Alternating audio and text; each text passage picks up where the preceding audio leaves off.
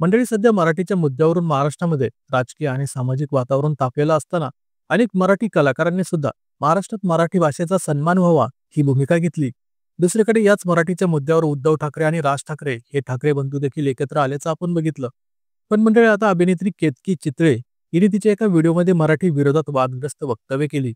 अभिनेत्री केतकी चितळे हिने मराठी मालिकांमध्येच काम केलंय, पण ती भारतीय जनता पार्टीची समर्थक म्हणून ओळखली जाते आणि आता तर तिने मराठी विरोधात भूमिका घेत एक नवीन वाद निर्माण केलाय. खरं तर तिने मराठी विरोधात आणि ठाकरे बंधूंविरोधात गरळ ओकल्याची दिसते.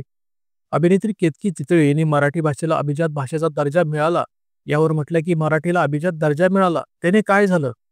आम्हाला दर्जा पाहिजे, दर्जा पाहिजे. त्यामुळे इनसिक्युरिटी आणखीन वाढते. मराठीत बोल, मराठीत बोल, मराठी येत नाही.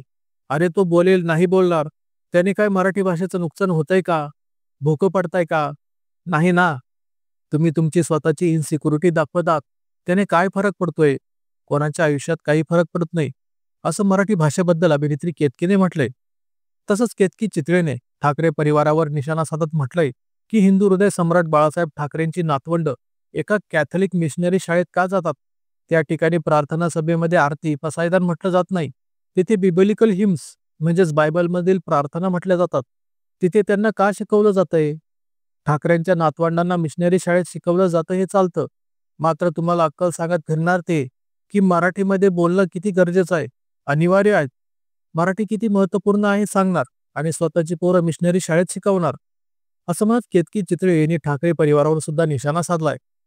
अभिनेत्री केतकी चितळे यांनी मराठी विरोधात अशा प्रकारचे वादग्रस्त वक्तव्य करून एक प्रकारे तिने मराठी भाषा वाचवण्यासाठी लढणारे किंवा महाराष्ट्रात मराठी माणसाच्या हक्कासाठी लढणाऱ्या त्या सर्व आंदोलकांचा एक प्रकारे अपमान केलाय. तर मंडळी, अभिनेत्री केतकी चितळे हिच्या या वक्तव्यावर तुमची प्रतिक्रिया काय ते व्हिडिओ खाली कमेंट करून नक्की सांगा.